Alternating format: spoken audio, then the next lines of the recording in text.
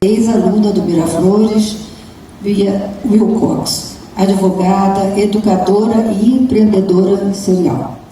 Além de um MBA em marketing e mestranda em empreendedorismo e cidadania global pela Universidade Aberta de Portugal. É jornalista, escritora de livros infantis e do seu mais novo livro, A Vida Online Como Ela É, mentora em empreendedorismo e marketing e professora em cursos da área. É uma eterna aprendiz que vem buscando entender o futuro da sociedade e das gerações. Sônia, eu quero protestar que eu também fui sua aluna, tá? Você também me alfabetizou. Você me alfabetizou também. A tecnologia, o empreendedorismo, isso me liga muito ao futuro. Então, eu sou uma entusiasta, sim, das tecnologias, mas como toda entusiasta, eu sei tudo de bom e de ruim que ela pode trazer. Costumo me considerar, eu brinco que eu sou pensadeira.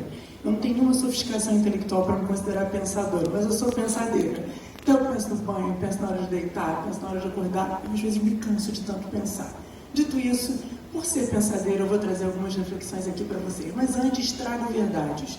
E a primeira verdade é, não sairemos daqui com uma resposta única, com uma solução dada a uma questão tão complexa quanto a que a séria adolescência levanta. Eu acho importante a gente ter isso em mente. E o que nos aproxima de uma solução, que para cada um vai ser uma, é a troca. Então, por isso que é legal a gente estar aqui, porque a gente vai trocar. E a troca é sempre muito importante para que a gente chegue a mais caminhos, né? A gente encontre caminhos. A segunda verdade é que cada um pode ter uma opinião. E a gente aqui não vai concordar o tempo inteiro, vocês provavelmente não vão concordar com tudo que eu falo, eu vou concordar muito com algumas coisas e algumas eu não vou concordar, e tá tudo bem. Eu digo isso não é por vocês, mas é porque a vida hoje está muito esquisita, né?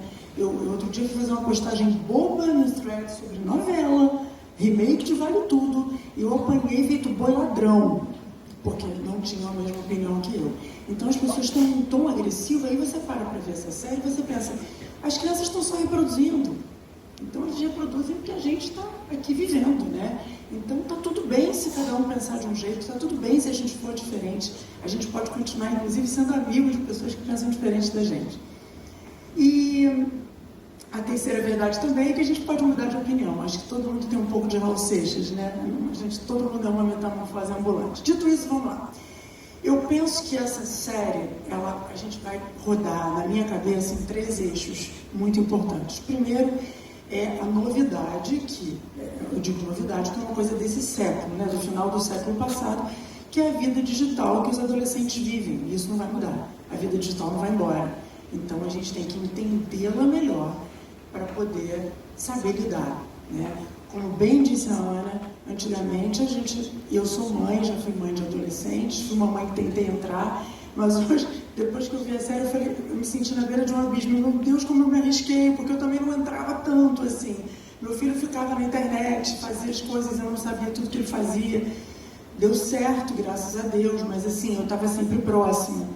O que eu acho a gente precisa entender que o medo que a gente tinha, eu tinha muito, e eu me solidarizo com todos os pais de adolescentes que não conseguem dormir à noite, que ficam esperando os filhos chegarem, e hoje acho que deve ser pior, porque você chama no WhatsApp, a criatura não responde, fica com um tique só, é aquele desespero, aí você não sabe se roubou o celular, é um inferno, eu sei disso, e a gente acha que tanto em casa, meu filho hoje está em casa, né? Então está em casa, está tudo bem, não está na rua. Mas, na verdade, aquele quartinho ali, com 4G, né, com banda larga, ele tem ruas escuras, ele tem fossos, ele tem abismos tão perigosos quanto uma rua escura. E o seu filho e sua filha podem passar por uma festa e ninguém botar um boa noite Cinderela na bebida, pode passar por uma rua escura e não ser assaltado, não ser, enfim, agarrado.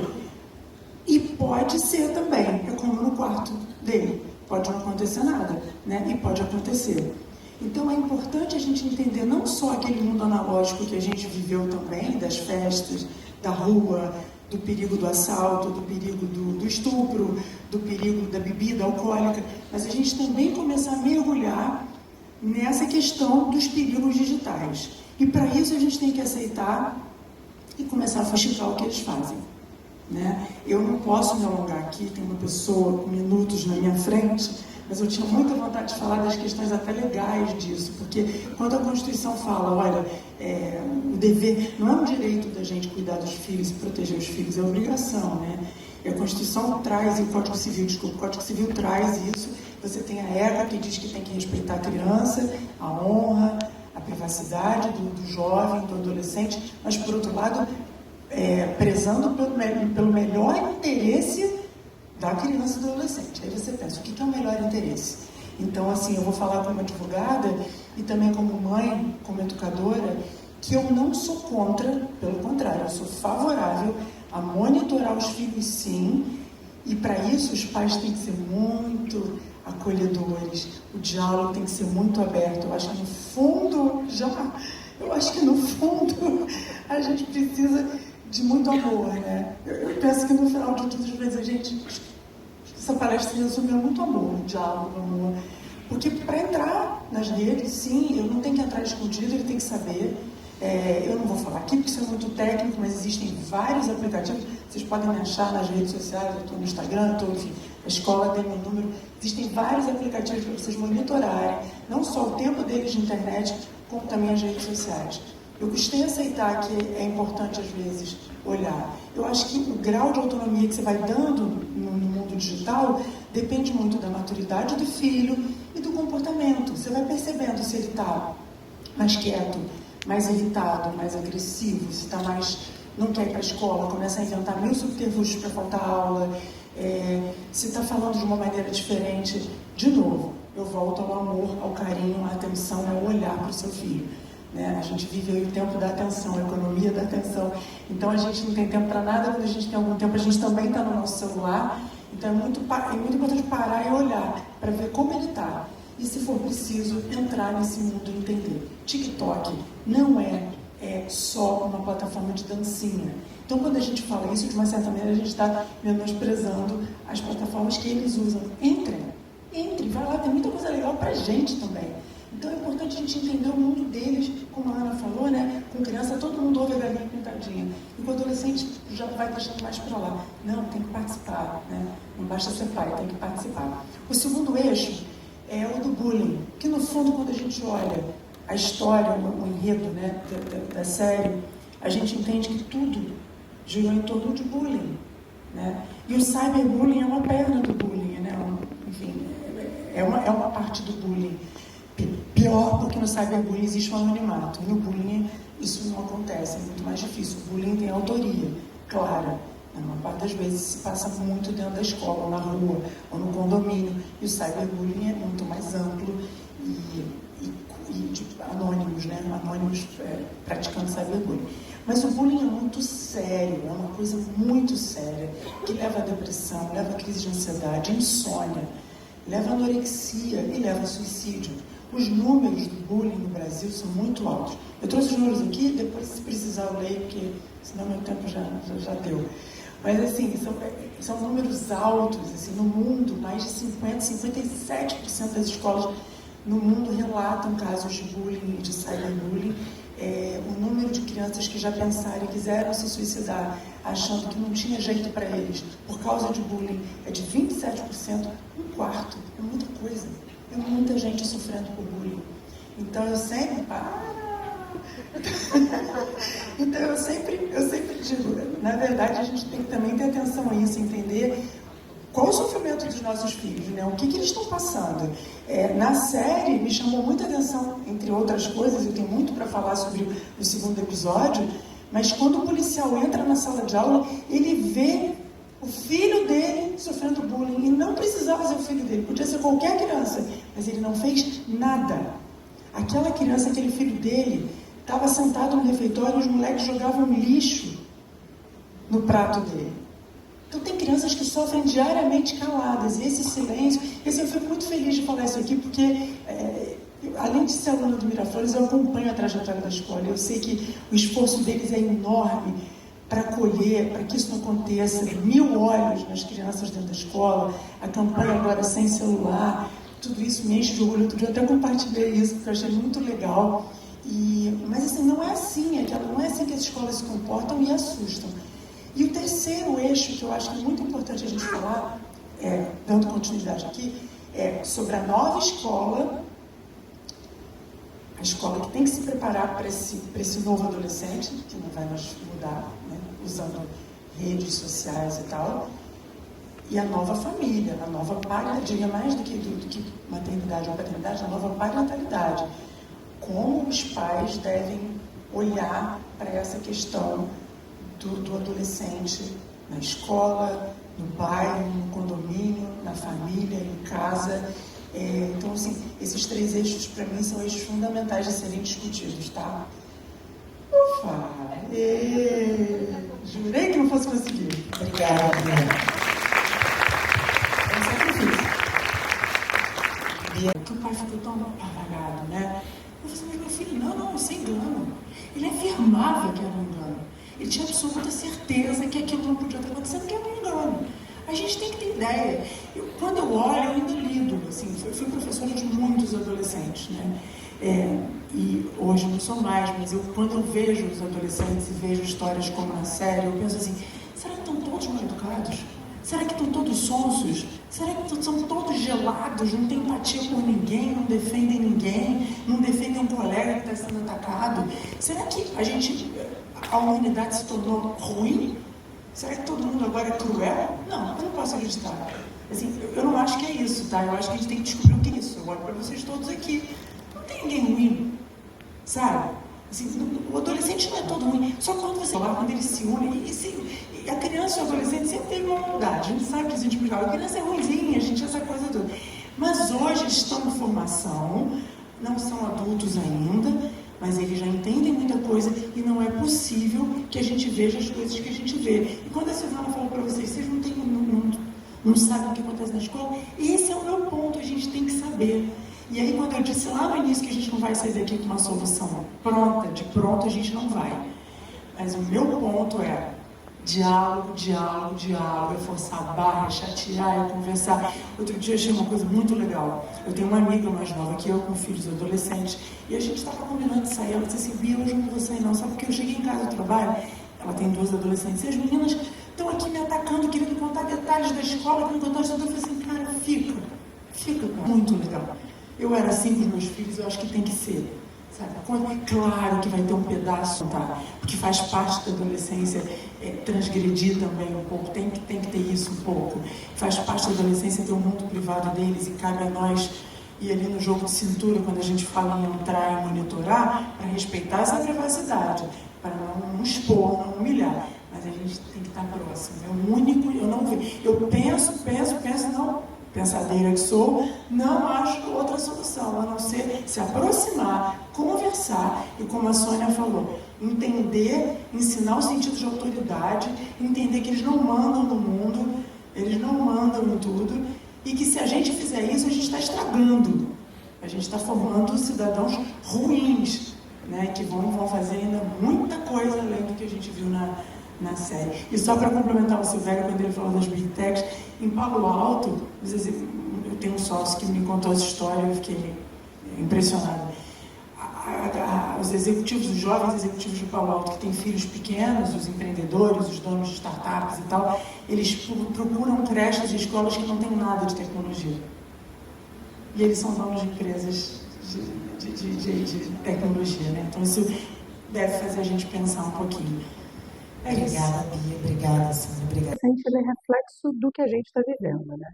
Eu acho que, e aí eu cito alguns filósofos, alguns pensadores, esses pensadores, como por exemplo o Han, quando ele fala da sociedade do cansaço, a sociedade da performance, a gente tem que performar o tempo inteiro. Eu descobri há pouco tempo um outro filósofo, assumo a minha ignorância, descobri há pouco tempo, Ehrenberg, maravilhoso, e ele fala da fadiga de si mesmo, que a gente vive a fadiga de si mesmo, isso é uma coisa que o adolescente vive também. Vocês já pararam para analisar a agenda das crianças e dos adolescentes? Eu fico chocada. Assim, como educadora que sou, eu olho e falo, gente, essas crianças vão precisar daqui a pouco daquele aplicativo Calendly, sabe, o Mandly, aquele que os executivos mandam e falam assim, marca aí meia horinha na minha agenda. As crianças não têm horário para nada. As crianças são lotadas de coisas. E a gente pensa que isso é pro bem, né? O que você quer fazer aqui? Jogar futebol? Quer violino? Quer dança? Quer sapateado? chateado, quer isso, quer aquilo. Mas, na verdade, tudo isso traz uma pressão por performance.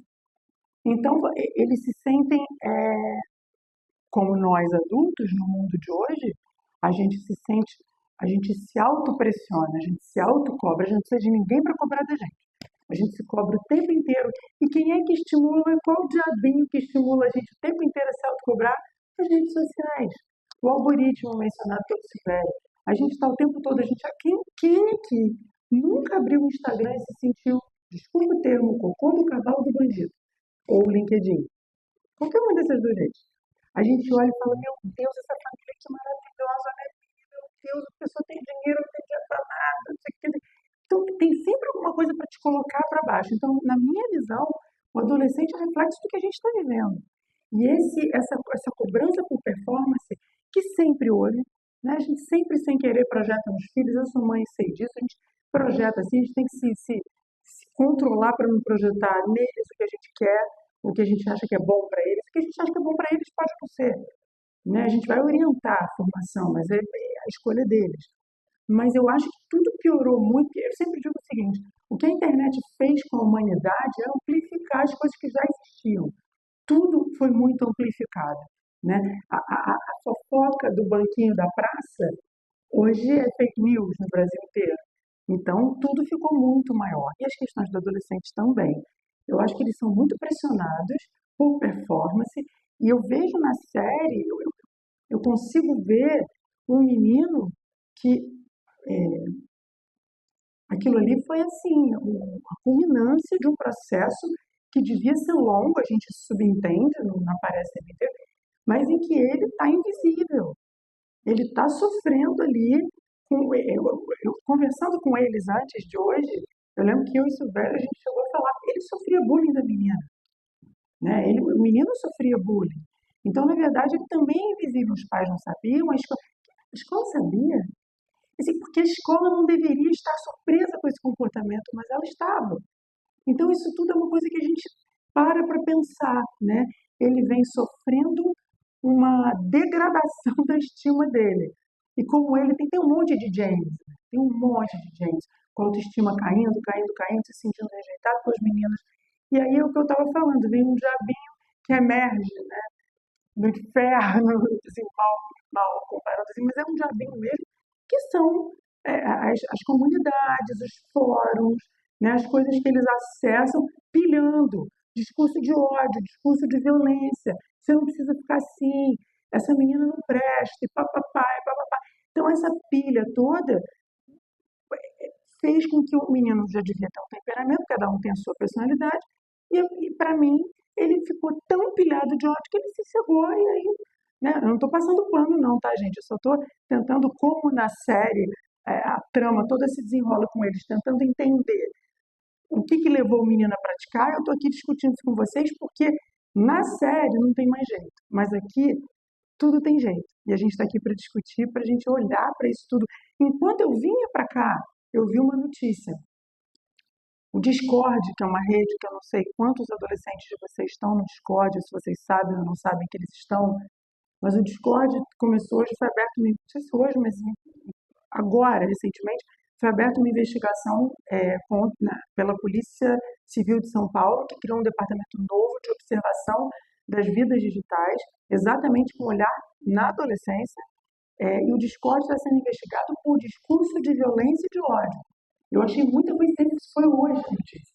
E a gente discutindo aqui, quer dizer, as coisas estão acontecendo em tempo real, né? Então, assim, acho que é muito importante a gente fazer isso. Existem grupos. Então, de uma certa forma, proteger o seu filho, cuidar do seu filho, é sim monitorar as redes, é sim olhar o que está acontecendo. E aí a gente precisa da maturidade de vocês, para não usar o que viram contra eles, para não humilhar, para não expor, né? Se viu conversando, se viu alguma coisa relativa à sexualidade deles, ou alguma opinião deles, é aquela história, tá pelado, a gente faz assim para não olhar que tá todo mundo de roupa. Né?